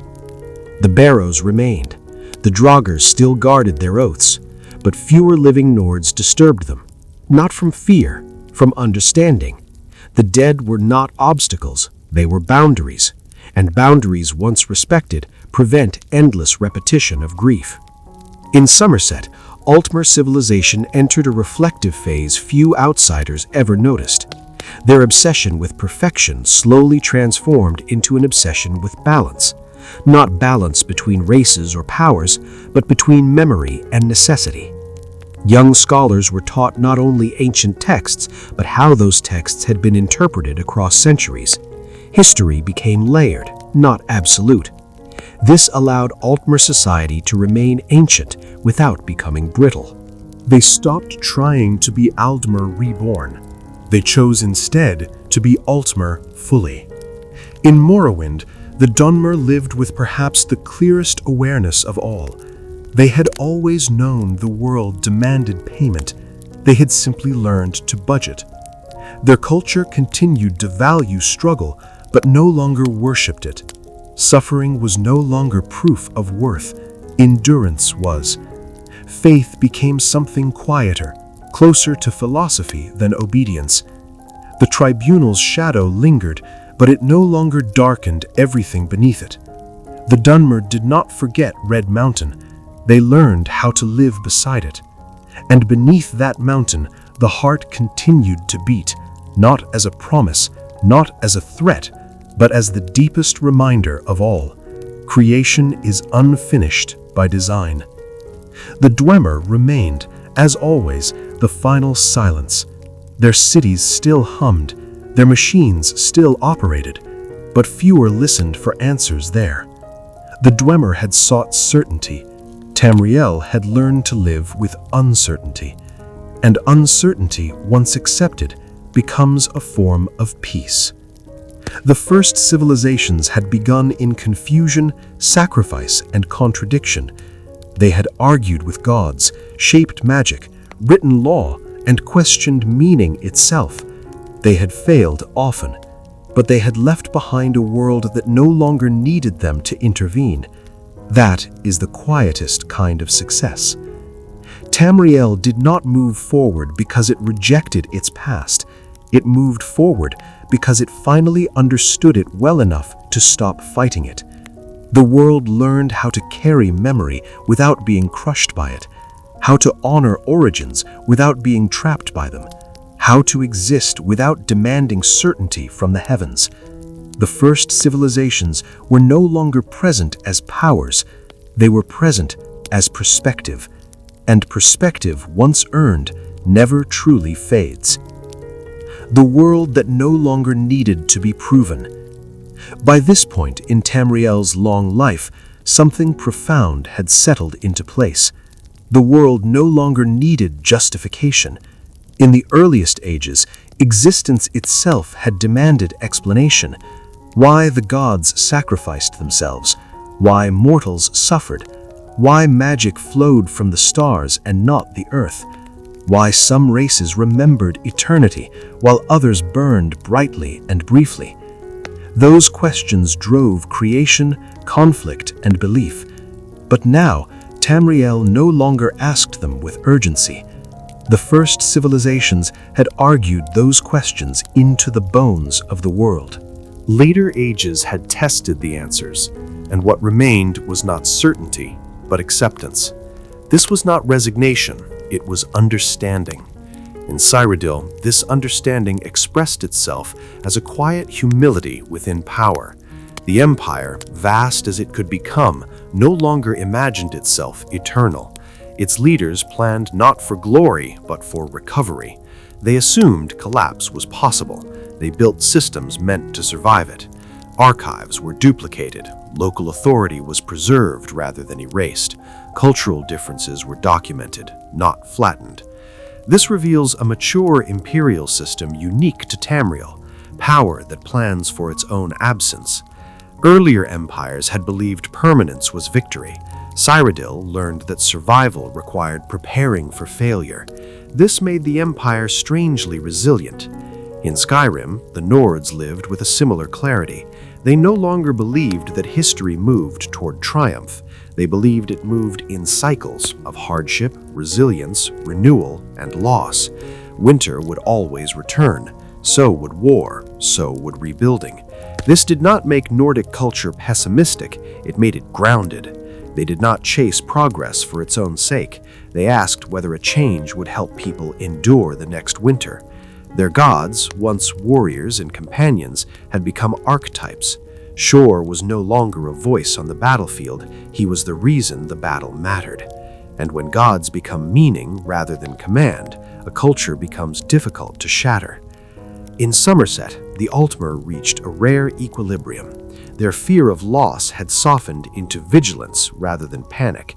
They still guarded tradition, but they no longer treated change as corruption by default. Magical study turned outward again, not to dominate, but to understand how other cultures shaped reality. This was a quiet admission that Aldmeris, if it ever existed, was not a destination to return to. It was a lesson to carry forward. The Altmer remained ancient, but they were no longer frozen. In Morrowind, the Dunmer demonstrated perhaps the most complete transformation. They had always lived with consequence. Now they lived with perspective. They understood that gods could fall, that systems could lie, and that survival did not require certainty. This made Dunmurry culture paradoxically stable. They did not expect justice from the universe. They expected challenge, and challenge, once expected, loses its power to break. Their relationship with faith became nuanced. Belief was no longer about obedience, it was about interpretation. Each Dunmer carried their gods differently, and this plurality strengthened rather than weakened them. Beneath Red Mountain, the heart continued to exist as it always had. It did not approve, it did not condemn, it simply remained, a reminder that the world was born from contradiction, sacrifice, and unfinished intent. The Dwemer, absent yet ever present, lingered as the final contrast. They had tried to solve the world. Tamriel had learned to live in it. Their ruins no longer felt like temptations. They felt like warnings written in brass and silence. Not warnings against knowledge, but against certainty. By now, Tamriel had reached a state few worlds ever achieve. It no longer believed itself young, but it did not yet consider itself old. It existed in a long present, aware of its past, cautious of its future, and grounded in what endured. The first civilizations had not given Tamriel answers. They had given it depth, depth enough to absorb conflict without losing identity, depth enough to question gods without erasing meaning, depth enough to continue without needing resolution. This was their final legacy. Not a perfect world, not a peaceful one, but a world that no longer needed to be proven worthy of existence. The age that learned how to listen. There is a stage in every enduring world when action gives way to attention. Tamriel reached that stage not because it ran out of strength, but because it finally understood the value of listening. For most of its history, the world had spoken loudly. Gods declared, empires commanded, battles reshaped borders overnight. But now the loudest forces had stepped back. What remained were patterns, subtle, persistent, and instructive. Tamriel began to listen to itself. In Cyrodiil, this listening took the form of observation rather than reform. Administrators noticed which provinces recovered fastest after hardship. They studied why some laws endured while others dissolved under pressure. The answer was never ideology, it was alignment. Systems worked when they matched the lived reality of the people beneath them. They failed when they tried to impose memory without context. This was their late and gentle truth of Tamrielic order. The most stable systems are those that adapt without announcing the adaptation. The empire learned to change quietly. It altered tax structures instead of banners, adjusted borders through trade rather than war, resolved disputes through precedent instead of proclamation. Power no longer needed to perform strength. It needed to remain useful. In Skyrim, listening meant learning from the land itself. The Nords had always respected nature, but now they studied it with patience rather than defiance. They noticed how settlements that followed the contours of valleys endured longer than those carved into cliffs, how holds that shared resources survived winters that destroyed isolated ones. Their culture began to emphasize interdependence, not unity, not submission, interdependence. Clans remained proud and distinct, but they accepted that survival was collective.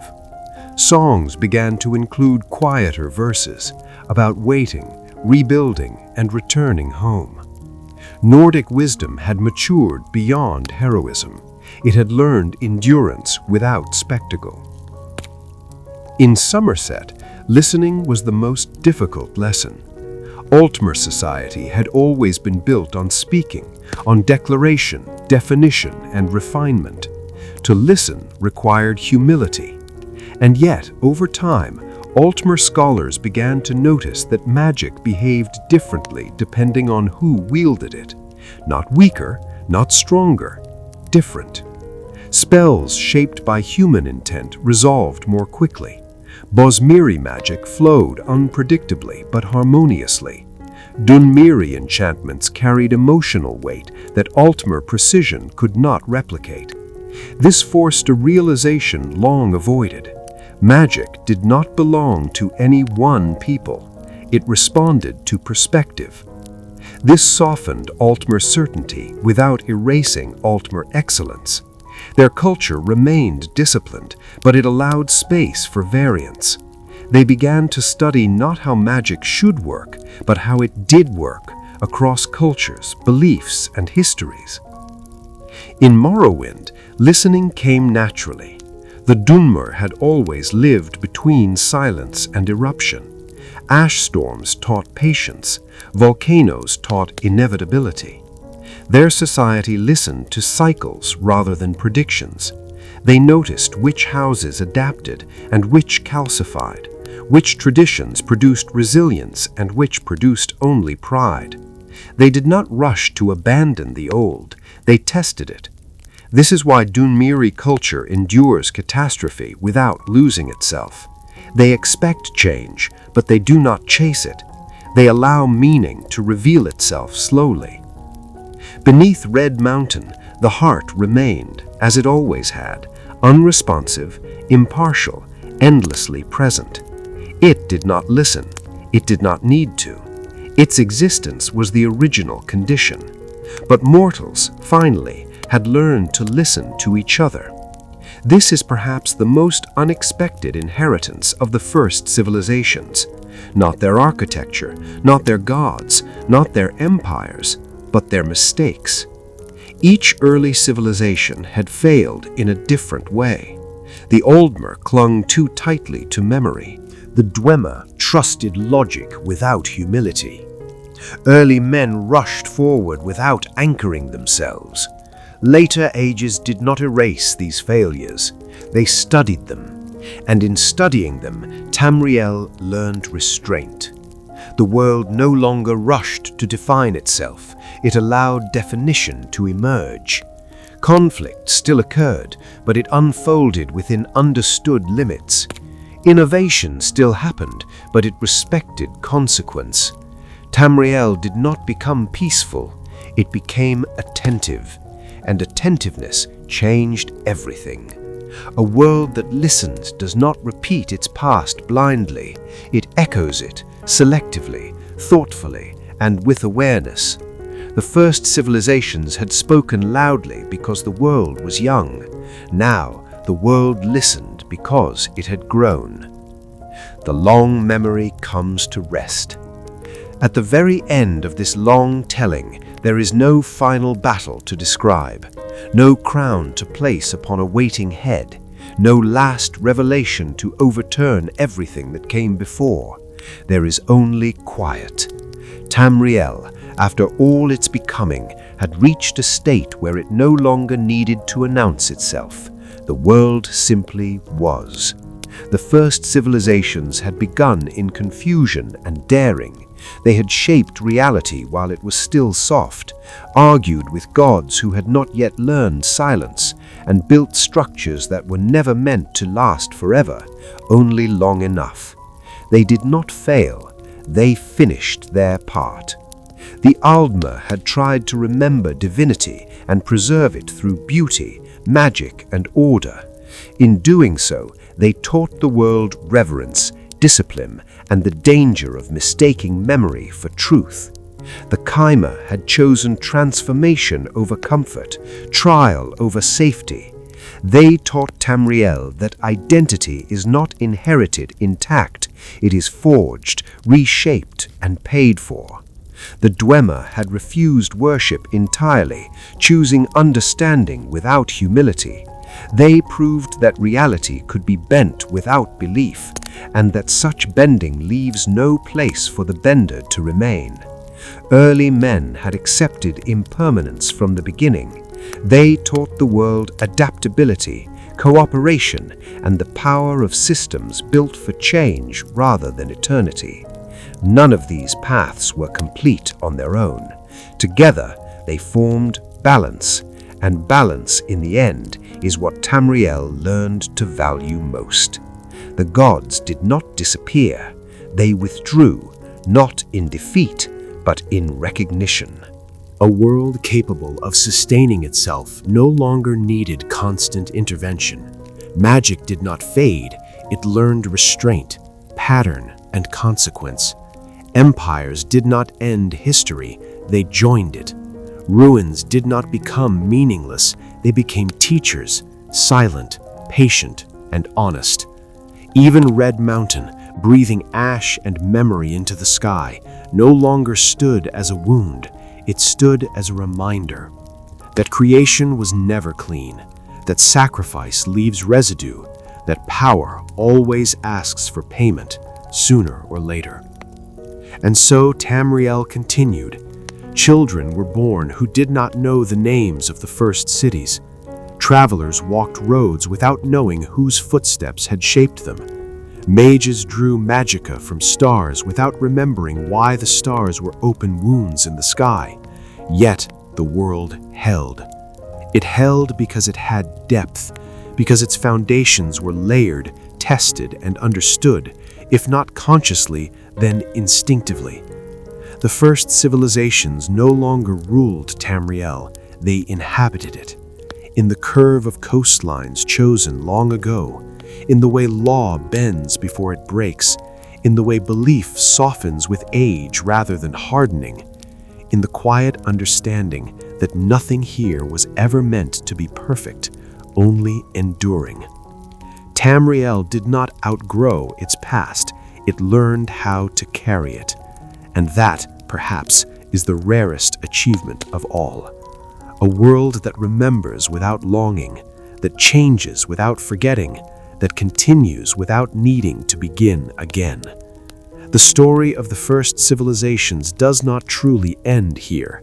It rests, like ancient stone warmed by a fading sun, like a song that no longer needs to be sung aloud because its melody has settled into the bones of the world. And if you listen closely, not with urgency, not with hunger, but with patience, you can still hear it. Not calling, not warning, simply reminding Tamriel of what it has always been. A world shaped by choice, tempered by consequence, and held together by the quiet wisdom of having lived long enough to understand itself.